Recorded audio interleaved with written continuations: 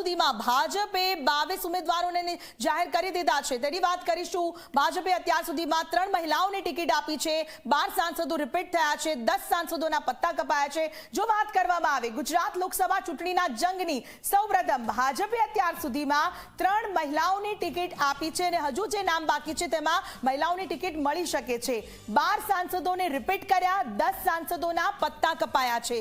આ સાથે હજુ 4 બેઠક પર ભાજપે ઉમેદવારોની જાહેરાત નથી કરી, તેના પર મહિલા ઉમેદવાર હોઈ શકે, જેમાં મહેસાણા, સુરેન્દ્રનગર, જૂનાગઢ અને અમરેલી આ 4 બેઠકો જે બાકી છે તેમાં કયા નામો પર મોહર મારવામાં આવે તે જોવાનું રહેશે। ગુજરાતમાં લોકસભા ચૂંટણીના જંગ અંગે જો વાત કરીએ, ભરૂચ અને ભાવનગર બેઠક આપને મળી છે અને હવે આ બેઠકો પર કોંગ્રેસે અત્યાર સુધી 7 ઉમેદવારોની જાહેરાત કરી છે। બાકીના જે ઉમેદવારો છે તેની જાહેરાત ટૂંક સમયમાં કરવામાં આવી શકે છે, તેને લઈને ચર્ચાઓ ચાલી રહી છે। 17 બેઠક પર કોંગ્રેસના ઉમેદવાર જાહેર કરવાના બાકી છે। 20 માર્ચ સુધીમાં કોંગ્રેસ જાહેર કરી શકે છે તેમના બાકીના ઉમેદવારો, જેમાં કેટલાક રિપીટ ચહેરા પણ હોઈ શકે, મહિલા ઉમેદવારો પણ હોઈ શકે। જો કોંગ્રેસના ઉમેદવારોની પહેલી યાદીની વાત કરીએ તો નીતિશભાઈ લાલન કચ્છ બેઠક પરથી ઉમેદવાર છે, જેઓ લોકસભા ચૂંટણીમાં ઝંપલાવી રહ્યા છે। કચ્છ બેઠક પરથી જ્ઞાનીબેન ઠાકોર બનાસકાંઠા બેઠક પરથી જે 3 મહિલાઓની ટિકિટ આપવામાં આવી છે તેમાં જ્ઞાનીબેન ઠાકોરનો સમાવેશ બનાસકાંઠા બેઠક પરથી લોકસભાની ચૂંટણીમાં ઝંપલાવશે જ્ઞાનીબેન ઠાકોર।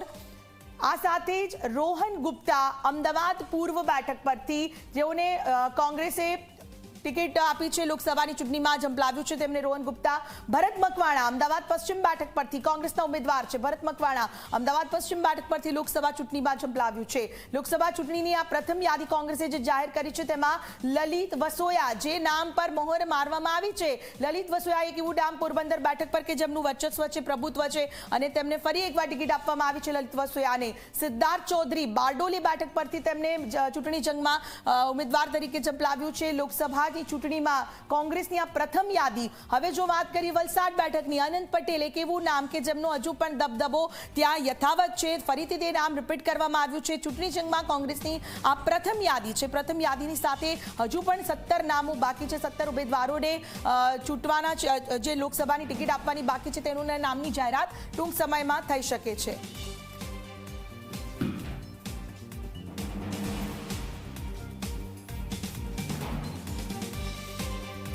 તો આપણી સાથે જોડાઈ ગયા છે રાજકીય વિશ્લેષક છે રાજેશ ઠાકર જી, આપનું સ્વાગત છે રાજેશજી। ઝી 24 કલાકમાં લોકસભા ચૂંટણીનું બ્યુગલ ફૂંકાઈ ચૂક્યું છે અને હવે એક બાદ એક બંને પક્ષની જો વાત કરવામાં આવે, પ્રથમ યાદી જાહેર થયા બાદ હજુ પણ કોંગ્રેસના 17 ઉમેદવારો બાકી છે, ભારતીય જનતા પાર્ટીના 4 ઉમેદવારોની હજુ જાહેરાત થવાની બાકી છે, પરંતુ બંને પોતપોતાની રીતે એક રાજકીય ગણિત જે કહેવી શકાય માળખું તે તૈયાર કરી દીધું છે। શું કહેશો સૌથી પહેલા તો ચૂંટણીની તૈયારીઓ બંને પક્ષના વિશે? જો એક તો પહેલી વખત આપણે એવું જોઈએ છે કે ચૂંટણીનો કાર્યક્રમ શરૂ થાય એ પહેલા બંને પાર્ટીઓએ પોતાના ઉમેદવારો જાહેર કર્યા।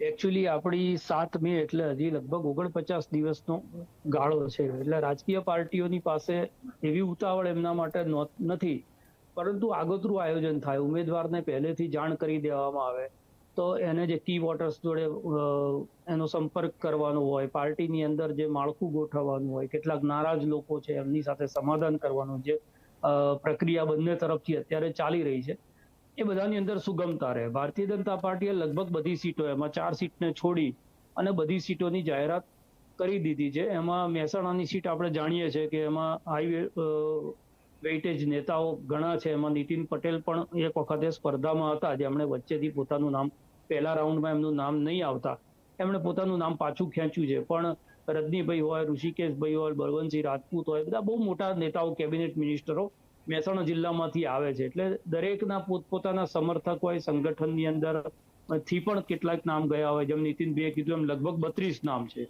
એટલે થોડી એમાં કસમકસ ચાલતી હોય। જ્યારે સિટિંગ એમપીએ પહેલેથી પોતાનું નામ વિડ્રોલ કર્યું હોય ત્યારે નવો ચહેરો આપવો એ યુવાને આપવો કે જેમ ચર્ચા ચાલી રહી છે કે મહિલાને આપવો, કારણ કે ગઈ વખત 6 મહિલાઓને ટિકિટ ભારતીય જનતા પાર્ટીએ આપી, એ કોટા હજી પૂરો થયો નથી અને એટલા માટે એવી ચર્ચા થઈ રહી છે કે જે બાકીની 4 ટિકિટ બાકી છે એમાં કમસે કમ 2 મહિલાઓને એ લોકો આપી શકે, એટલા માટે કે પેલી 33% અનામતનો ખરડો પસાર કર્યા પછી ગુજરાતને હંમેશા ભારતીય જનતા પાર્ટી એની પ્રયોગશાળા, રાજકીય પ્રયોગશાળા બનાવે છે, એટલે પહેલા એવી ચર્ચા હતી આપણને કે મેક્સિમમ મહિલાઓને સીટ આપી અને વિપક્ષ ઉપર એક દબાણ ઊભું કરવાની કોશિશ કરશે કે ભાઈ અમે નૈતિક આધાર ઉપર આનો સ્વીકાર એક રાજ્યમાં કમસે કમ કર્યો છે, તમે આનો અમલ કેટલો કર્યો એમ. પણ એ નીતિ ઉપર ભારતીય જનતા પાર્ટી બહુ જતી હોય એવું લાગતું નથી. કોંગ્રેસે પણ જે ઉમેદવાર જાહેર કર્યા છે એની અંદર બનાસકાંઠામાંથી જ્ઞાનીબેન, જે એક સમાધાનની સીટમાં ગયું છે આમ આદમી પાર્ટીમાંથી ચૈતર વસાવા,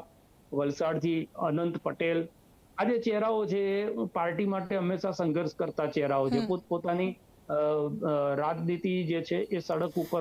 રાજેશભાઈ, આપણે અહીંયા અટકાવું છું. રાજેશભાઈ, આપે જે જવાબ આપ્યો ખૂબ ઇન્ટરેસ્ટિંગ લાગ્યો કે જે રીતે ભારતીય જનતા પાર્ટી કોંગ્રેસ પર દબાણ કરી શકે છે મહિલા ઉમેદવારોને લઈને, આ ખૂબ જ રસપ્રદ વાત છે. કારણ કે અત્યાર સુધીમાં 4 ટિકિટ આપી ચૂક્યા છે ભારતીય જનતા પાર્ટી.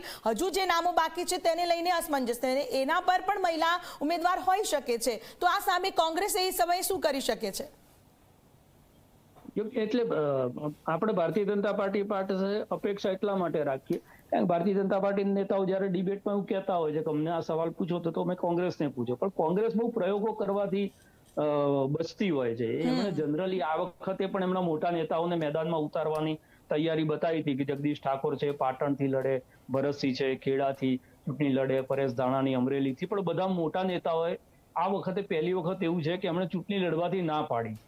નહીંતર જનરલી પરંપરાગત આપણે અનુમાન લગાડી શકીએ કે કોંગ્રેસની અંદરથી કોને ટિકિટ આપવામાં આવશે. ભારતીય જનતા પાર્ટીમાં એ અનુમાનો ઘણી બધી વખત ખોટા પડ્યા છે. એટલા માટે આપણે એક એવી અપેક્ષા રાખતા હતા કે કદાચ મહિલાઓને વધારે ટિકિટ આપી અને કોંગ્રેસની સામે એ સવાલ ઉભો કરે કે મહિલા સશક્તિકરણની તમે વાત કરતા હોય, મહિલાઓની રાહુલ ગાંધી વાત કરતા હોય છે, ચલો ભાઈ અમે તો આટલી ટિકિટ આપી છે, તમે કેટલા લોકોને આપી છે. એટલે કોંગ્રેસ મને એવું લાગે છે કે લગભગ જ્ઞાનીબેનને આપેલી છે, હજી પ્રભાબેનને કે ચંદ્રિકાબેન ચુડાસમાને પણ એ ટિકિટ ફાળવે તો 2 કે 3 થી વધારે 3 મહિલાઓને કોંગ્રેસ ટિકિટ ફાળવી શકે. ત્યારે ભારતીય જનતા પાર્ટીએ 2019માં પણ 6 મહિલાઓને ટિકિટ આપી હતી. હવે 6 નો કોટા પૂરો થાય છે કે નથી થતો એ પણ જોવાનું રહે છે. સવાલ એ છે કે કોંગ્રેસે આ વખતે 3 બેઠક ઉપર એવા ઉમેદવાર ઉભા રાખ્યા છે જે આપણે કહીએ છીએ ને કોંગ્રેસ ચૂંટણી આવે એટલે આવે, ચૂંટણી જાય એટલે જતી રહે. એના બદલે આ 3 લોકો એવા છે કોંગ્રેસ લડતી હોય કે ના લડતી હોય, પોતાના વિસ્તારના કામો માટે 3 ઉમેદવાર એવા એમણે આપ્યા છે કે જે લડતા દેખાતા હોય. એમાં જ્ઞાનીબેન છે, આનંદભાઈ પટેલની વાત કરીએ, ભરૂચની સીટમાં જે આમ આદમી પાર્ટીમાં ચૈતર વસાવા. એટલે ઇન્ટરેસ્ટિંગ ફાઇટ ગુજરાતની અંદર આમે પણ આપણે 5 કે 6 બેઠકમાં જોઈએ છે કે જે 5 કે 6 બેઠકની અંદર આપણને ઇન્ટરેસ્ટિંગ ફાઇટ જોવા મળે. એ સિવાયની જે અર્બન બેઠકો છે 3.5 થી લઈને 5.5 લાખની લીડની વચ્ચે ભારતીય જનતા પાર્ટી જીતી છે. ત્યાં કોંગ્રેસ માટે મુશ્કેલી એ હોય છે કે કોઈ લડવા તૈયાર થઈ જાય તો એને ટિકિટ આપી દે. કારણ કે નવસારીની સીટની આપણે વાત કરીએ, આપણે ગાંધીનગરની અમિતભાઈની સીટની વાત કરીએ, આપણે અમદાવાદ પૂર્વની સીટની વાત કરીએ, આપણે બરોડાની સીટની વાત કરીએ, તો આ બધી સીટો એવી છે કે જ્યાં આગળ ઉમેદવારી કરવા માટે કોઈ માણસ હિંમત કરે. જી, એટલે રાજેશભાઈ આમાં કેવું છે કે જે રીતે આપે કહ્યું તે પ્રમાણે કે ભારતીય જનતા પાર્ટી કદાચ પ્રયોગશાળા છે, પ્રયોગ કરી શકે છે અને સક્સેસ થઈ શકે, પણ કોંગ્રેસે રિસ્ક પણ નહીં લઈ શકે. આભાર આપ અમારી સાથે જોડાયા છો તે બદલ.